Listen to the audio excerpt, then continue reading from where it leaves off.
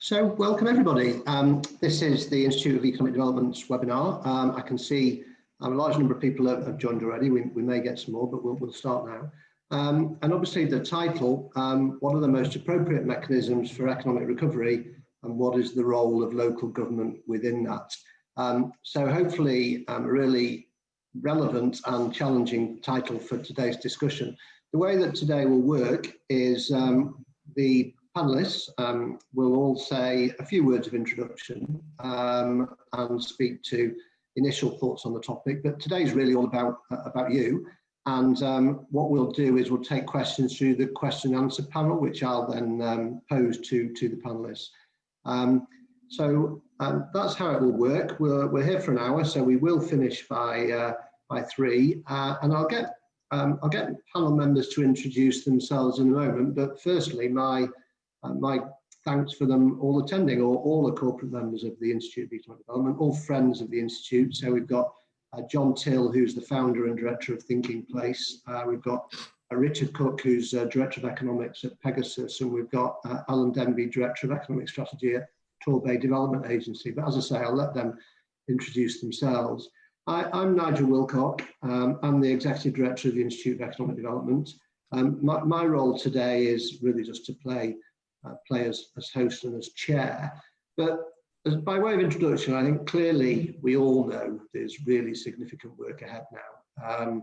We're in the second lockdown in England, for those of you who are in England, and there's much to think about the structures that will put this back into good shape. So we've got devolution, local government funding, local government reorganisation, combined authorities, governance, shared prosperity fund, autonomy, all of these things I'm sure we'll talk about today.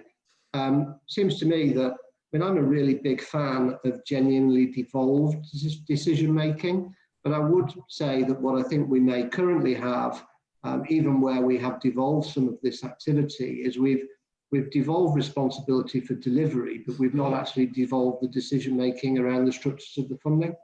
I don't know where we're going to end up post-COVID with combined authorities. It may well be, after the standoffs we've had recently, that combined authorities might be slightly less popular in Westminster than they have been of late. And I do wonder if we're ever going to see economic development and the structures of local government funded appropriately again. And I'm always struck by how many government departments generally stand up for the organisations they're responsible for. You don't see the Department of or the Ministry of Defence trying to argue for defence cuts. But in actual fact, MHCLG's role in terms of local government and support for local government, you would hope to maybe see more of a position of standing up for the organisations. So they're the sort of off the top of the head things that I tend to think about around this space. I'm sure there'll be many more interesting views from the audience, but John, let me hand over to your introduction. Yeah, thank you, Nigel. Hi everyone. My name is John Till. I founded Thinking Place 15 years ago. For the last for that period of time, we've been working with places with all sorts of opportunities and challenges in terms of helping them reimagine their role in the world, and I guess more critically look at how they take themselves forward in terms of growth and prosperity, and how they do that in a bit of a different way. And that's often at the heart of that. It's often having a clear direction of travel for a place, which isn't actually the local authority's direction of travel, but is the place's direction of travel. So kind of a shared view of what that place can become and how it gets there. And that kind of leads me into, I think, what's important within all of this. And I think to get to the mechanisms, you first need to understand what is going to be important for economic recovery from the place we are now. And of course, as Nigel rightly said, the place we are now is one of austerity. It's one of real economic challenge, particularly for local authorities.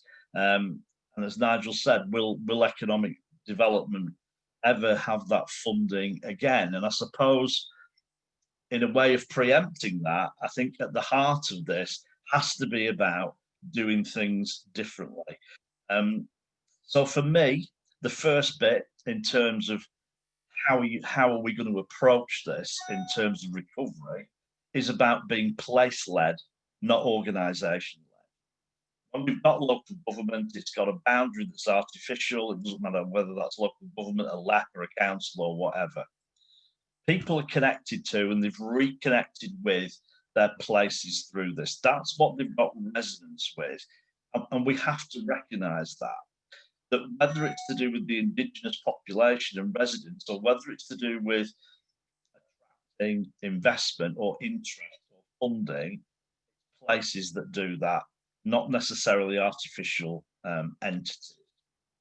So getting away from the organisation being at the heart of that and being place-led is really important. And part of that, and the reason I say that, is because we have got to, as places, make the most of what we've got.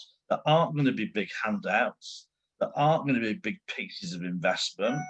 So if we don't celebrate our assets, if we don't make the most of everything we have, from natural resource to the people and the talent in our places, then how are we going to recover?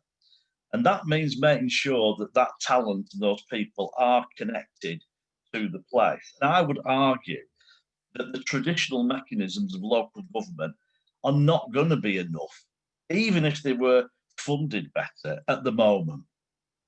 We have to widen place leadership. We have to bring in other skills, different insight, more support, different backgrounds, particularly from the likes of the private sector, education, third sector. If I look at some of the work we've been doing recently, say with Harrogate, where we've been on this journey, they have a place board, which has been fundamentally working alongside the local authority in helping economic recovery, giving advice. And on that place board, it's chaired by the managing director of Beerhawk. You have Life Sciences Company on there, Harrogate Springwater, yes, the chief exec of the council, the convention centre. But what I'm trying to get across is you have a whole different tapestry of skill set and contacts and knowledge. Other thing that's got to go with this in terms of recovery is collaborative action. We had collaboration when we had crisis, and that was to respond. We have to have collaboration now moving forward. It can't just be about looking at the current structures of a local authority and a LEP. The stakeholders have to have skin in the game for economic recovery. A, get something out of that, but B, to put a lot in to help it happen. It's just not sustainable to sit back and expect the current mechanisms to deliver on that. So that means things like ambassadors for the place, informal comings together of people. Because if you want job creation and you want retention and you want inward investment, that generally is about externalization of the place, externalization of its assets and opportunities. Who better to do that than the people that are in the place, who it matters to, who know it best, who have the contacts and the networks. So, of course, local government has an absolutely huge role. It's got a place leadership role. It has a democratic mandate. But if we're not brave enough to do things differently in our places, then we aren't going to get very far. So what we need to do is that let the local authorities and etc. They've got enough to do at the moment as well in terms of support for businesses, grants, statutory things they have to deliver. Why not alongside that facilitate and enable the unleashing of the energy, the resources, the talent of the place by widening leadership, creating more collaboration, doing that informally, it can move more dynamically, and that can give you something, an added extra alongside what local government is trying to do. Thank you, John. And what's absolutely striking is the people who've got the most skin in the game, the people who are residents, the people who know the place, from this perspective are absolutely central to it, which it's difficult not to see the logic in. So thank you very much. So now, Richard, pass to your opening remarks. Okay, thanks, Nigel. So that's quite a challenging one to follow up from John. So I agree with, I think I echo a lot of what John has just been talking about, to be honest. And by way of background, so my name is Richard Cook. I'm a director in the economics team at Pegasus Group. And for those of you on the webinar who don't know who we are, Pegasus Group, we're a national planning consultancy with locations, I think it's 14 offices around the country. Just over 300 staff. We do things sort of planning, getting planning permission for big house builders, commercial developers, for example. We do heritage consultancy, environment, landscape, transport, infrastructure, and last but not least, economics. So within the economics service, we largely help to try and get planning permission for housing schemes, for commercial schemes, but as well as that, we also work with the public sector as well. So recently we've been working with the council in the East Midlands to try and get them funding as part of the Government Town Fund initiative. So when somebody says to me, what is the role of local government in terms of facilitating economic recovery as a mechanism, I would always echo what John has said and said, well, the role of local government is absolutely fundamental if we're going to get anywhere in terms of stimulating and supporting sustainable long-term economic growth, but also in terms of sort of meeting the Prime Minister's whole levelling up agenda in terms of addressing the disparities that are still clearly evident between the north and the south of the country. And in terms of the role of local government, my view is I think a lot of it depends on, well, what kind of issue are you looking at? Are you looking at skills, for example? Are you talking about things like town centre redevelopment? For town centre redevelopment, I would always argue that, well, it should be really the local authorities' responsibility, working closely with government to try and secure whatever funding they can to facilitate town centre development. But for things such as, say, skills, I think that's sort of has an impact at a far wider geographical scale. So I would say for things like that, you're probably looking at a combined authority-led approach. So I've worked my whole career in Manchester. Manchester was the first combined authority. It had the first devolution deal. It's always had historically, over the last 10, 15 years, it's had a good relationship with government. I don't know how that's been affected over the last few weeks with all the discussions that have been going on with going from tier 2 to tier 3 lockdown. But I think devolution and having a combined authority in Greater Manchester has enabled it to the combined authority in Greater Manchester to actually access funding for initiatives and developments that it wouldn't otherwise have been able to identify. So I think I think the critical mass argument is absolutely key. And then in a lot of this, I think when you have a model for economic recovery and it works, I think sometimes what is missed, not always, but sometimes it's, well, let's actually capture what's worked well and what hasn't worked well. So that goes back to the start, I think, sort of building on what John said a couple of minutes ago. When you've got, there will still be funding available, maybe as part of the Shared Prosperity Fund, other funds, for example, but it's going to become increasingly competitive. A lot of councils, a lot of combined authorities, whatever, a lot of devolution deals are going to be competing for hundreds of millions of pounds, and it's a finite resource, so it can't go to everybody. So if local government can work with national government to sort of, what's the phrase I'm looking for? If people are familiar with logic chains, so you start at the outset, you identify what the context or rationale is for the intervention that you're going for, and then you work through logically in a chain to say, this is what the problem is, these are what the outcomes and outputs are, these are the targets, these are the impacts, and it gives you like a long-term monitoring or evaluation framework to assess the extent to which a particular intervention is actually being successful.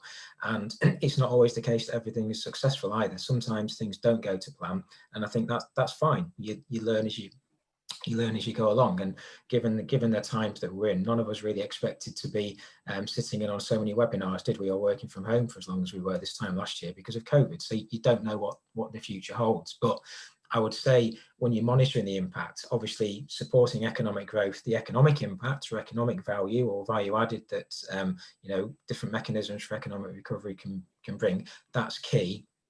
But also aligned to the economic impact, it's ensuring that you actually capture the social benefits or social value that different schemes bring to an area. So improving people's access to apprenticeship opportunities, improving things like unemployment, boosting visitor numbers to town centres, improving people's mental health and well-being, providing homes for an ageing population. They're all things that maybe haven't always been given as much credence in the past, but I think now increasingly as we move forward towards sort of a more social model or a genuinely socio-economic model of capturing or measuring benefits, I think that's something that's going to become really important, and that's something that local government, be it councils or combined authorities or local enterprise partnerships, I think that's something that's going to become really, really important.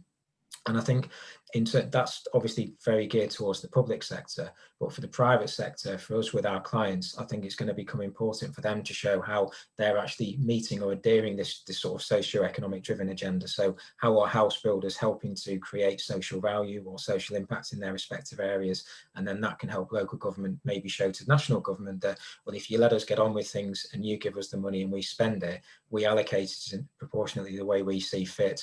And local people on the ground, I would always argue, are better placed than people, say in Manchester, was it 180, 190 miles away from London? So surely people in Greater Manchester, or they say the Mayor of Greater Manchester Combined Authority, Andy Burnham, should be in a better position in theory to actually identify what is genuinely needed for that particular conurbation to grow its economy in the future.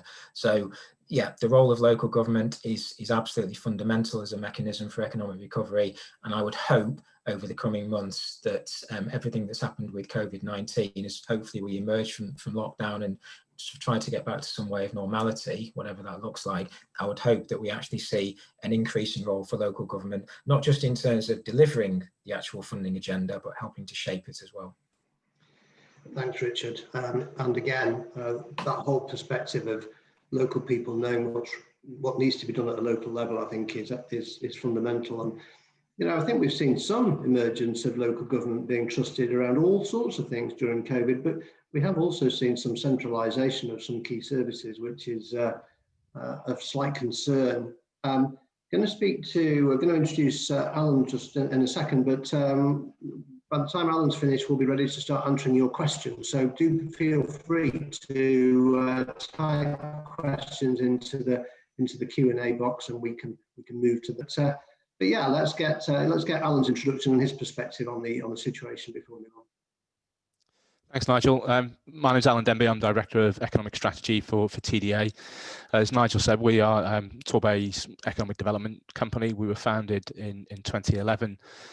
Richard was regretting following John. I'm probably regretting coming to the call last and having to follow both of them. The reason why TDA was founded in 2011 was frankly the failure really to take enough steps forward in terms of the whole of the economic development agenda. Things weren't coalescing in the right sort of way, and those of you who have been in the sector for a while will probably remember 2007 to about 2010. There was a lot of focus around city development company and economic development company models and the emergence of local authority trading co's. So while our mission is absolutely about Torbay and it's about the economic development of Torbay and the sub-region, we are also a trading company, and we do provide services, for instance, workspace management services to other clients across the wider southwest. But our fundamental reason to exist is absolutely about the Torbay economy. And we were founded with a desire to be able to work more closely with the private sector to address some of those points that John was setting out. And we've been able to make sure that we've had a consistently really good connection with the private sector through our board, and also through how we work with the different business groups, whether it's the Chambers of Commerce or our local business forum. Part of the intention around the establishment of TDA as a trading company outside of the authority's direct control was to try and minimize politics. I would probably contend within the safe space of this webinar that was probably a naive assumption at the outset, and certainly there have been challenges over the period of time that we've been in existence to make sure that the politicians locally are continually well enough informed and that they feel that they have enough control as the shareholder to move us forward. In terms of where we are now, I think that the challenges which I see for us as a sector is about, some of it is around that organisation question. What is the right scale for us to be able to operate at, and whether or not the capacity is going to exist within local authorities, or whether it needs to sit at more of a regional or sub-regional level through LEPs or through combined authorities. And those devolution questions continue to come up without ever really seeming to be answered or progressed in a meaningful way. But that question around the boundaries and how we can work effectively across boundaries, there's obviously that political dimension continually. If we don't have maybe the alignment of the colours or the objectives, that there are challenges there. But from a professional perspective, I think we are obligated to look at how we can work to either economic markets or job markets in the right sort of way. I think there's a question for us again as a profession in terms of our skill sets. What are the changing skill requirements for economic developers? Is it around planning? Is it around real estate? Is it around our ability to potentially to act as almost as angel investors, or recommend how we can invest in different areas? Is it about marketing, whether it's the sort of place marketing which John was talking about, or in the case of Torbay, the English Riviera in our visitor economy hat, how we can support the private sector in terms of the destination marketing is critical. I think there's a big issue for us about how the funding of economic development and economic growth is moving for nationally. We've seen obviously the Towns Fund, and Torquay was one of the first cohorts announced last week, which is fantastic. But the bidding processes for Towns Fund, Future High Street Fund are very intensive. There's no getting away from that, and there's a risk there that we are putting forward resource that we don't necessarily have in a way which is taking away activity, taking away time from doing some of that work with our local partners to get the place to be thinking in the right way. And of course, Nigel referenced the UK Shared Prosperity Fund. We're probably 3 years down the line from when that was first mooted, and we haven't really seen any form of proper consultation on that and how we're going to address some of the key things which are going to come from the pandemic in terms of addressing the skills progression piece, making sure that there are good opportunities for young people especially. It's a very big concern for us within Torbay. That's absolutely critical. And I think there's still not necessarily a question mark over what is the role of local enterprise partnerships, but they are 10 years or so old now. We're moving into that sort of space where quite often national government decides that they'd like to move some of the machinery around, and understanding whether LEPs are here for the medium term or not, I think is wrapped into that devolution question. In terms of what's the role as a representative of an organisation that's owned by a local authority, I would certainly say there has to be a role for local authority, and it's a critical role that we play in the place leadership piece. I think we have to be a convener. I think local authorities are absolutely uniquely placed and empowered to convene the different partners at a local level, to work with the different levels of government and partners, whether it's the likes of the LEP or whether it's with national government or agencies. So we have to take on that convening role, that brokering role. But importantly, I completely agree with what John was setting out, we have to be able to find a way to make space so that there are other voices which can come forward, whether they're from the private sector, whether they're from the other public sector partners, whether they're from the community and third sector to come into. And we've been trying to do that over the course of the last 12 months locally, and we've started to go down the community wealth building route, done a little bit of work with the Centre for Local Economic Studies to start to prep for that. And now we're moving into the sort of space where we are trying to find ways now where especially our community sector partners can take on more of the heavy lifting there to do some of that market making for potentially for social enterprise or cooperatives or consortiums of those types of organizations to come forward as suppliers.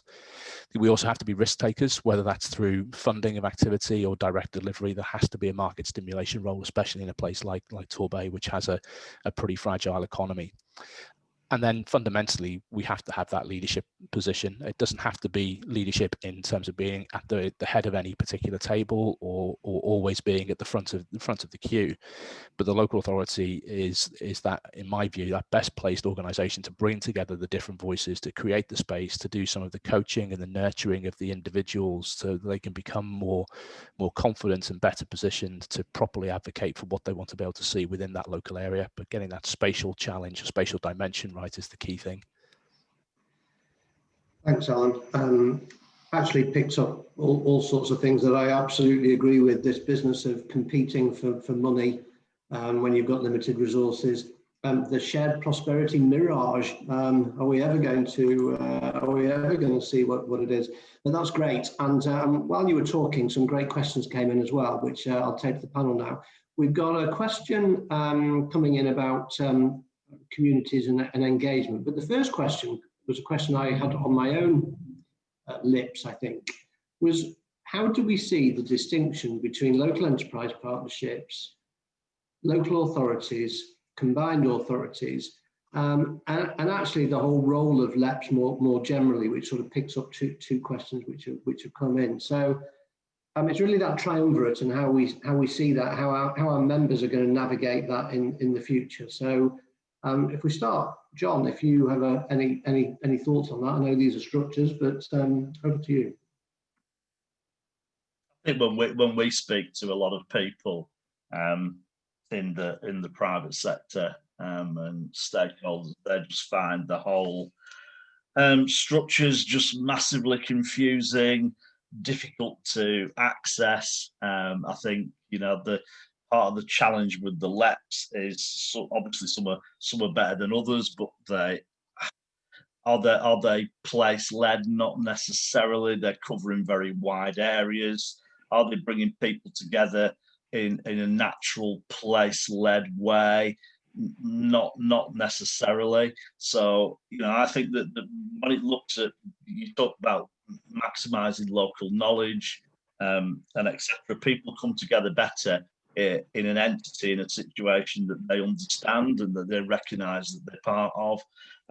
Combined authorities, huge, often same with LEPs, massive areas, and obviously looking from the outside in, for a lot of people, there's a lot of overlap in terms of what they're doing. It's, I guess from my perspective, you probably wouldn't start here in terms of where we're at, and it needs, I think, much greater simplification. Yeah, thanks, John. And I'm struck, sort of echoing some of what Richard said earlier, and I'll ask Richard to answer this next, but whether it's economic development, regen and place is done at a local level, and then you move outwards with different other functions that you take on in a bigger role. But Richard, I know you mentioned that earlier. How do you see this for you? Yeah, I mean, I think, if you're looking at it from the outside and you weren't familiar with LEPs or combined authorities at all, I think fair play if you could actually start to understand it in anything less than like a couple of weeks, because it's really complicated. And you've got some areas where you've got a local enterprise partnership and a combined authority. And what's the difference between the two? What's the distinction? Who's in charge? How do the local authorities align with that? What's their role? What's their remit within a LEP and or a combined authority? And the other thing as well, I think this has been addressed largely now, but when LEPs were first set up, I always thought surely one local authority should be in one LEP, but it didn't work out like that. You had overlap, which I don't think is a particularly good sign right at the outset for people working together if they can't agree as to which LEP they're going to be in. I think that has largely been addressed now with the LEP reviews. I'm not 100% certain. So I think that's an issue. I think Alan touched upon it when he was talking a few minutes ago. Are LEPs still going to be here in a few years? I think if they have been around, I hadn't realised they'd actually been here for a decade now, so I'm starting to feel old. I think that's the route the government has, the previous government's gone down. I think it's one they should probably stick to, because I don't think now would be the time to undergo any sort of major review. I don't think there is the resource, I don't think there is the money available. I think, notwithstanding the comments about LEPs, combined authorities are still extremely confusing if you don't work in this arena. But I think there are enough people who do have some sort of an idea about what a LEP is now that they can continue to work in the structure. But that's not to say that there can't be refinements made to make them work better.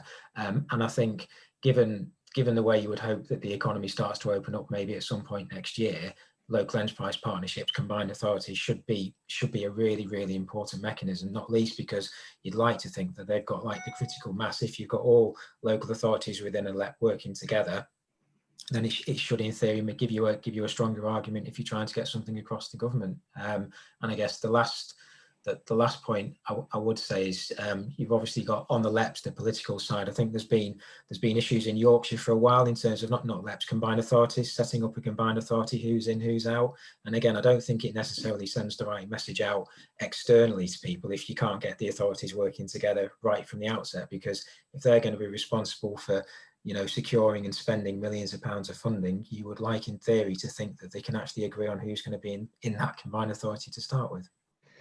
Yeah, and it gets worse than that, Richard. You've got LEPs where it is all agreed, and then 2 combined authorities set up in the same LEP area as in the northeast. So difficult.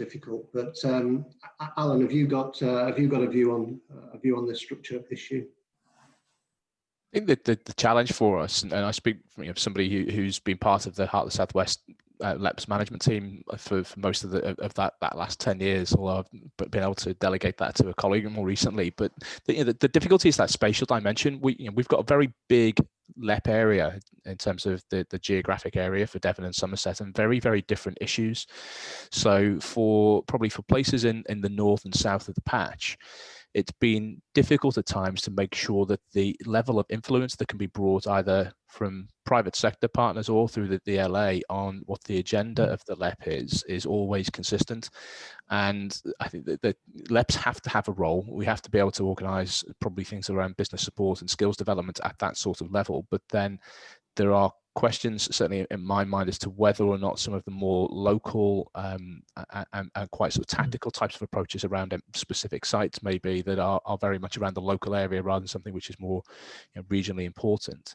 How we get to the point where we can have that sometimes more direct access through to the relevant departments and be making the case directly. I think there is a key challenge here for government to set out how they see LEPs engaging with local areas and engaging with government. What are they going to be delivering in the future? Will it be the Shared Prosperity Fund? Will it be future iterations of the local growth deals? Will there be future rounds of getting building fund? And understanding what the remit of the LEP is going to be, and then how we need to relate with that, and what we need to be doing at a more local level or a lower level is I think that feels to me like it's key. I would agree with what Richard set out. I think the history is that around about this sort of time is when governments tend to get itchy feet over the structures, but right now is not the time to be completely reinventing the wheel. We need to find a way to work intelligently across the structures which we have. Yeah, and it's difficult not to agree with that for sure. I think though, even across LEPs, it's not entirely clear the role they play with their various constituent bodies, and I think maybe that's been one of the problems, hasn't it? Certainly, one comment from a member who's listening in, sort of saying as well that whilst there's an understanding that you've got to be in a certain LEP area, if you're right on the boundary, you do need to at least have good relationships with the LEP next door. So as soon as you draw a red line on a map, you've got these problems, haven't you, with boundaries. But picking up one thing that I think is particularly important post-COVID, and I think is often overlooked when you get into these structure debates, is how do we best bring the needs of business and community into these strategies, when actually we seem to be spending time talking about structures and competitions and all the rest of it. How do we best make sure that economic development serves its communities? And yeah, we might as well keep going around in the order we were, if that's okay. So that would mean you, if that's okay, John. I think the key bit is, which is what we try to do all the time, is put the stakeholders at the heart of what the place can become. And at the end of the day, when we're looking at what the future dynamic of the place, what it can focus on, how it can develop, at the end of the day, we're trying all the time to see that through the eyes of stakeholders of the place. And I think that they know it best. They know its potential. They know the challenges that it's faced along the way, and they can see where the glimmers of hope might be. But I think it's about engaging them, because ultimately they have to be in on what can be quite a lengthy journey, and they're in the best place as well to communicate that sort of future narrative of the place on what it can become. And I think that's one of the important bits. I don't disagree with anything about the role of LEPs and things of greater scale where you do need that. I think the bit that's missing is those entities, be they a combined authority or a LEP, don't actually understand the makeup of the different places that are within their patch and where they complement each other and how that tapestry can be knitted together. And I think that is the big missing bit in terms of what we're talking about. Yeah, and Richard, there's another question coming which links into this. So in addition to this, how do we build on communities? I've seen some examples where local authorities have been completely swamped with trying to deal with business and local business grants, etc., which in some ways is dealing at a community level. Are local authorities supposed to be doing that, or have we reached the point where we've got to think about future structures and future strategy, and we've got to find a different way of making it easier for businesses to get support? Well, I think local authorities, I mean, there's so much going on at the moment and we have a finite resource. So I would always say, well, local authorities should be doing as much as possible to try and support businesses in their area to grow, but also just businesses to survive over the next few months, which I think is going to be absolutely key. And I guess one of the things that is absolutely fundamental to that, be it businesses or when you're working with people in the wider community and stakeholders on different plans, whatever, is involve people from the start and don't just come up with this grand idea and say this is what you're going to do. This has been decided by, say, national government or local government working in tandem, and just sort of throw it in on people and say this is the avenue that we're going down. I speak from working from a planning consultancy perspective, where we do a lot of work. I don't know how this is relevant or not, but I'll mention it. We do a lot of work, obviously, for major housing schemes, and housing is a very emotive subject. I think it's fair to say, look, everybody now recognises there is a need to build new homes, but lots of people don't want those new homes built anywhere near them. If they're built hundreds of miles away, they'll be quite happy. But what you want, a bit like wind farms. Yeah, well, yeah, any form of development, actually, I generally find that I'm involved. That's right. But what you also find is if you actually involve people right from the outset and get them involved in shaping a physical scheme, it's amazing how that can actually transform their mindset.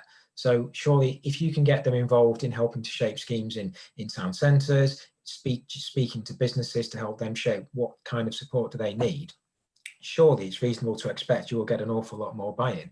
And that goes back to, I think, one of the things that, say, with my Manchester hat on, the Greater Manchester has been particularly got at over the last few years, is actually having the evidence base to actually make its decisions. And I'm not saying it's got everything right, but it's been fortunate in the sense it's had a team of researchers that have been able to go out and gather a lot of the evidence, but they do seem to have done pretty well in terms of engaging with people. As I said, they won't have got everything right, but I think having the evidence, having some clarity, and keeping things simple. But I would say that, yeah, it's still going to be the case the way the economy is going. Councils, if there is funding available to support businesses, I think that the way that's going, it will continue. Yeah, I fear that many of the longer term strategic plans that local authorities had from an economic development perspective have been inevitably delayed whilst we've got to deal with the here and now, and that's happened at central government level too, hasn't it? Alan, you'll no doubt have a view from the Southwest perspective as well. How do you see it? Yeah, we've kind of founded a lot of the work which we do in terms of the business growth agenda on that engagement with business. The building which is on the wallpaper behind me, we finished this last year, and it was absolutely born of the businesses that we wanted to have targeted for the sector. They're telling us what they need. So it's around the electronics and the photonics sector, which is probably our sort of high value, high growth area in terms of the potential opportunity that it presents. And what we have tried to do with the businesses is work not just with the chambers. We have 3 chambers within Torbay, and each of them are essentially they're volunteer led. So the capacity for the business community writ large to engage with some of these questions is pretty tight. So we go out and we ask those questions. We also work with around about 40 of our larger businesses or more important businesses in terms of their sort of their position within the local economy. So we are continually asking those sorts of questions.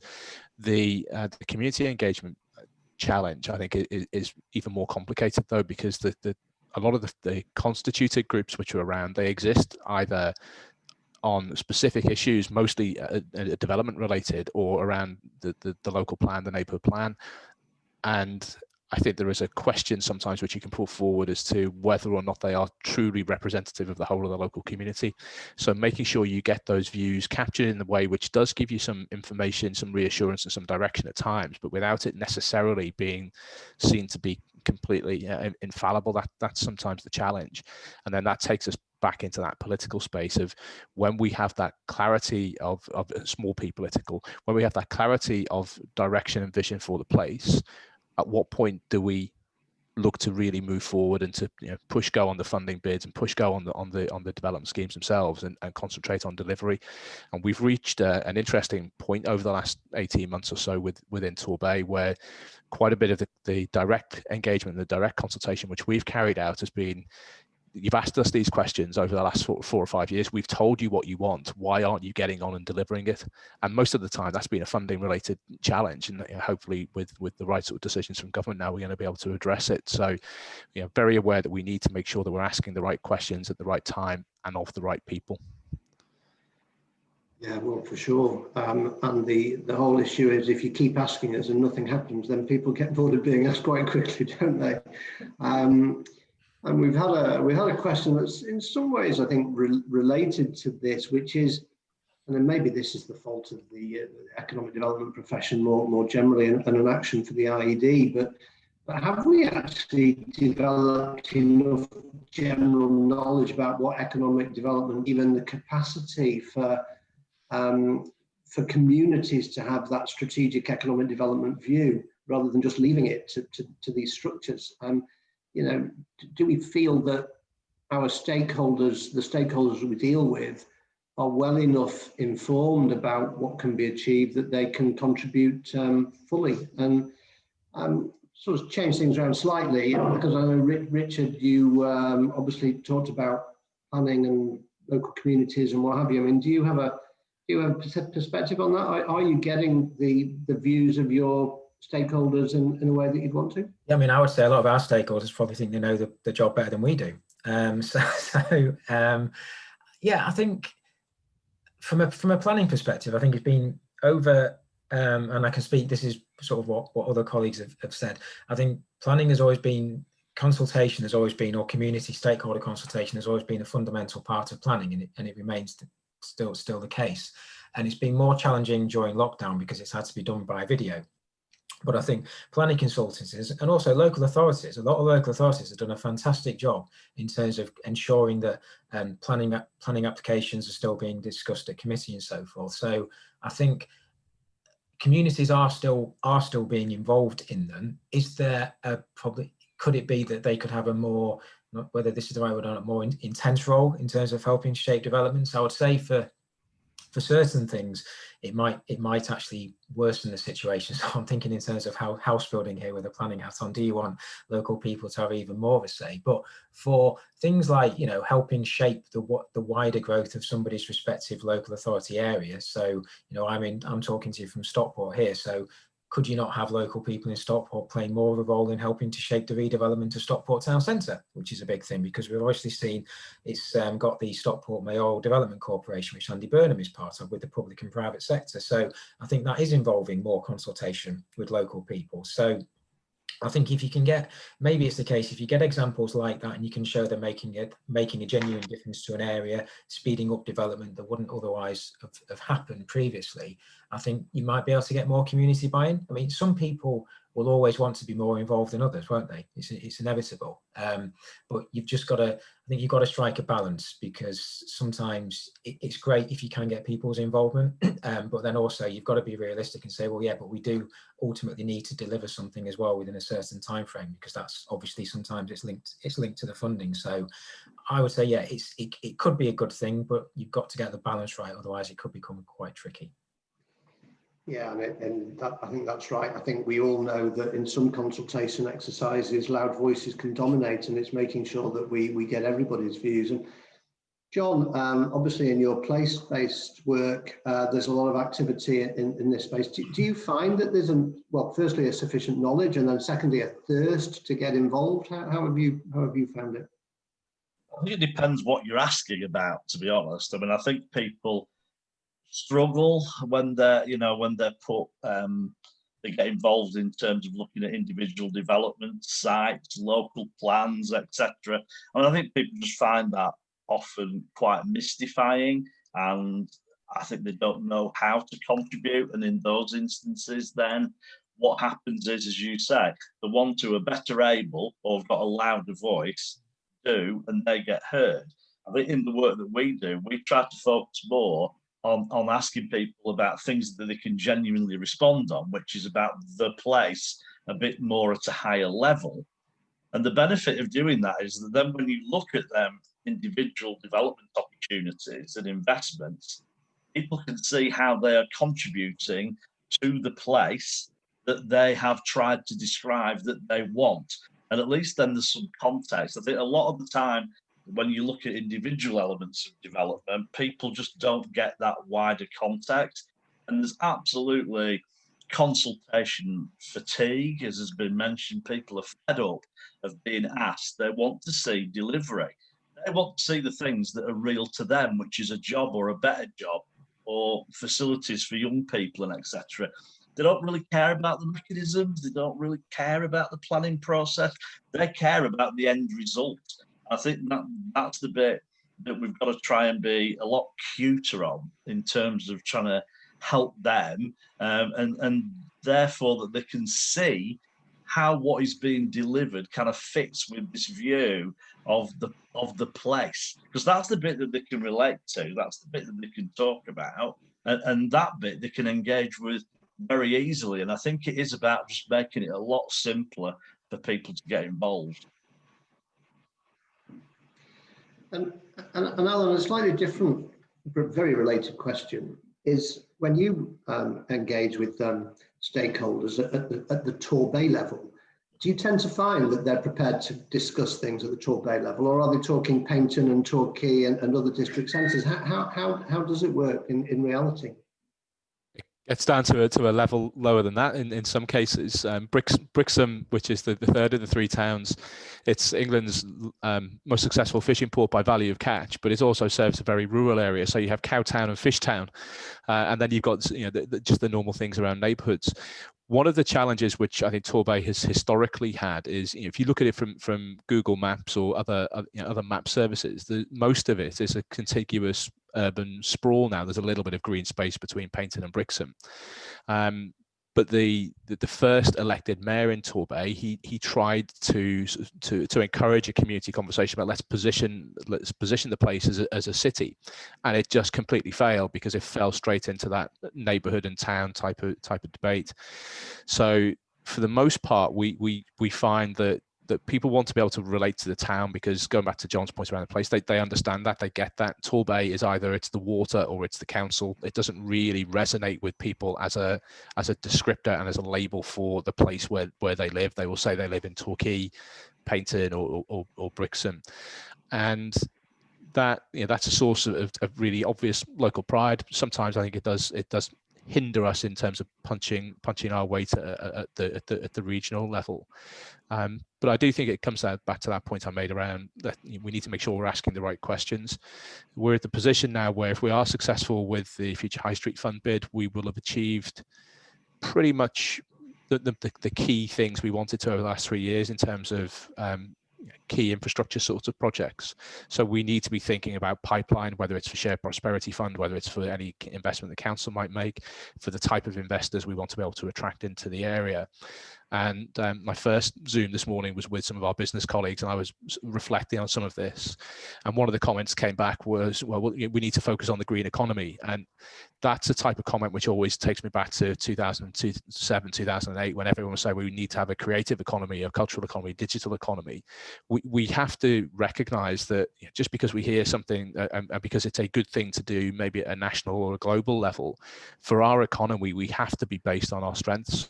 For Torbay to become all of a sudden a green energy capital will need tens or hundreds of millions of pounds of investment and a supply of different types of businesses. So asking the right question to the right people in the right time is, I think, is one of the key tricks which we need to have. John, I think you used the phrase about being cute.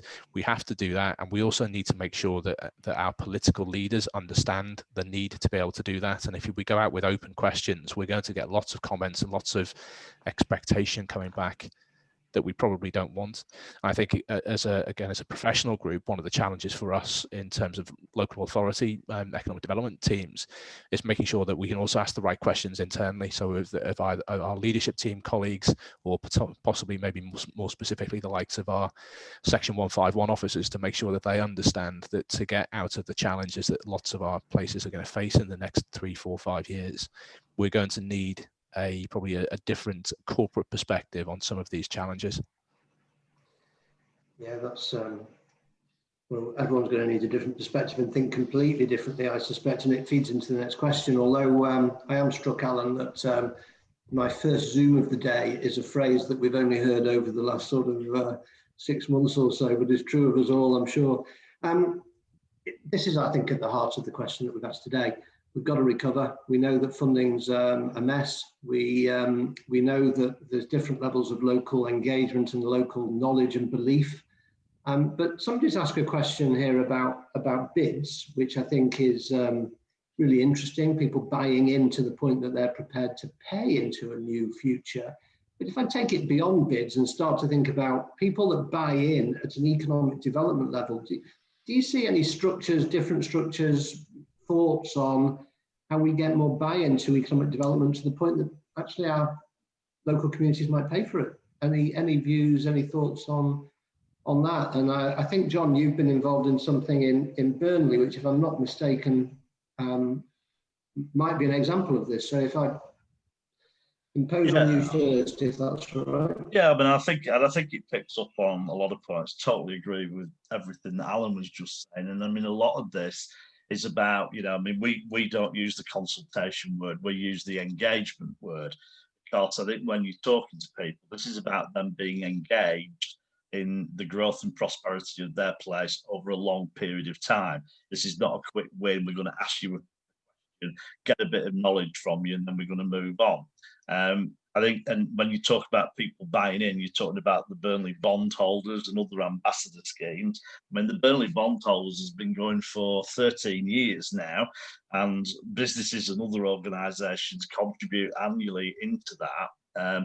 And that money is used in terms of developing the destination. So that will be producing collateral, helping Burnley attend certain events and etc. to get that message externalized. And then again, the people who will be externalizing the message will be the people from the place. It will be the businesses. It will be the organisations. They'd be out there selling Burnley. They'd be telling Burnley's story. And that model is repeated in a lot of places, from Coventry to St Helens and etc. and lots of other places. And again, it's about creating that long-term engagement and collaboration. When you bring people together on a place-led agenda in ambassador meetings where the only agenda is the place doing well, nobody is selling anything, well, they are selling the place, then amazing things happen because people can come together and create ideas. I remember when we did this in Hull, the Wound Management Institute was developed at the university because the president of Smith and Nephew, the vice chancellor of the university, was sat in an ambassador meeting having a coffee and a bacon butty before it kicked off. And so those sort of collaborations in place, which are informal, don't have to be led by the local authority. It's amazing what they can produce. But people have got to want to buy into that. And the buy-in bit comes from, right, if you're going to ask me about the place and where it's going, yeah, ask me, show me something that I can then resonate with, because I or my peer group have been involved in what that place journey is going to be, then I might help. You can't just set up some of these things like ambassadors without involving people in saying, what should we be focusing on as a place? And I completely agree totally with Alan. I mean, if we just listen blithely, we'll end up with life sciences, creative industries, green economy in every place. It doesn't fit the asset base. You've got to fit what the place can actually do. And that's about creating that forward-looking story that is distinct to that place. Yeah, thanks, John. And it chimes with, so the IED's old patron, Lord Heseltine, he talked about civic pride and actually organisations and people and businesses being responsible for their own future.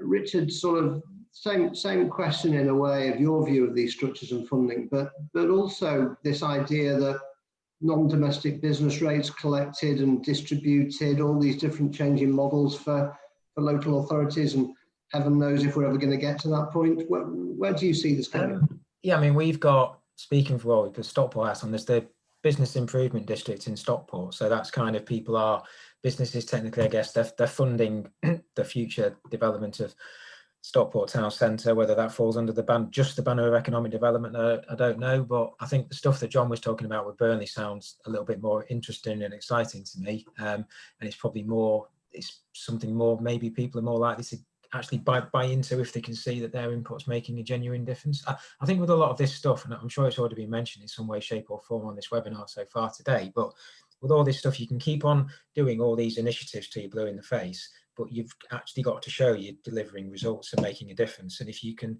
get people involved right at the outset of schemes like this, whatever shape or form they come in, if you get them involved right at the outset and people feel involved and are continually involved all the way through the process, and then they can see there's a genuine output at the end that makes a difference to their local area, I would have thought surely in fairness, it's not unreasonable to expect that they'll think, okay, I can make a difference here. And then it's like a rolling effect, isn't it? It goes on, because if the town or area that somebody lives in needs more support, that person who's been involved previously will probably think, okay, my inputs were valued last time, I'd like to continue doing it. But sometimes we get to a stage where, oh, this scheme didn't quite work this time, we're going to completely scrap it, we're going to move on to something else. You just reach a saturation point where people can get completely fed up with stuff.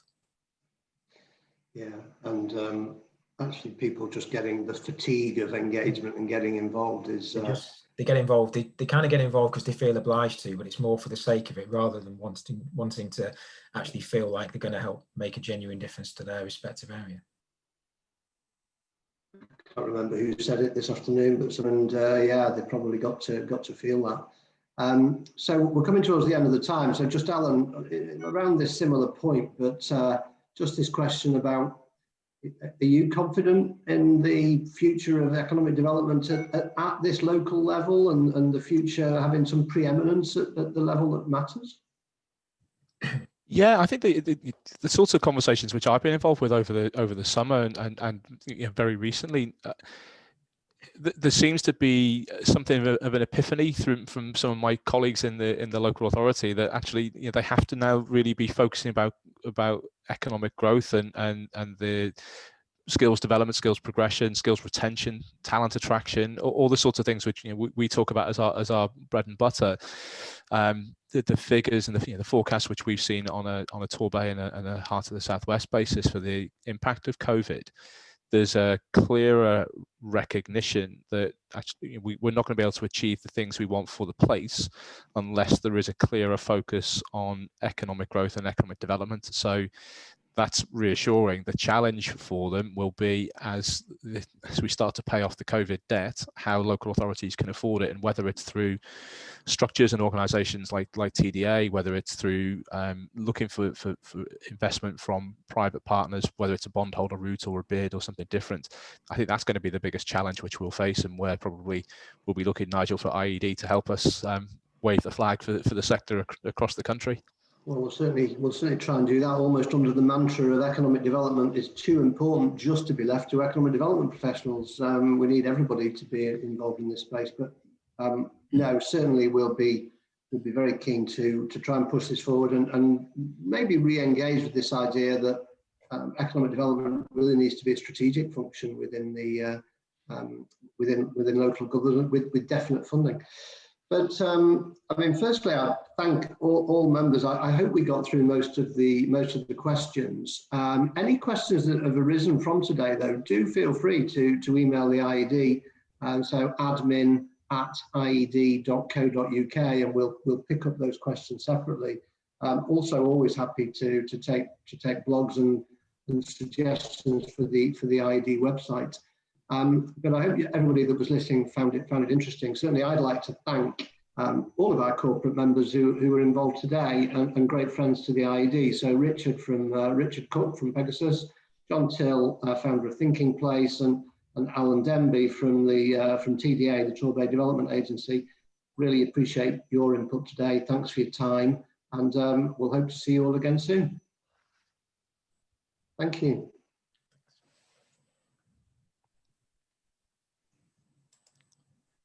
Thanks, guys.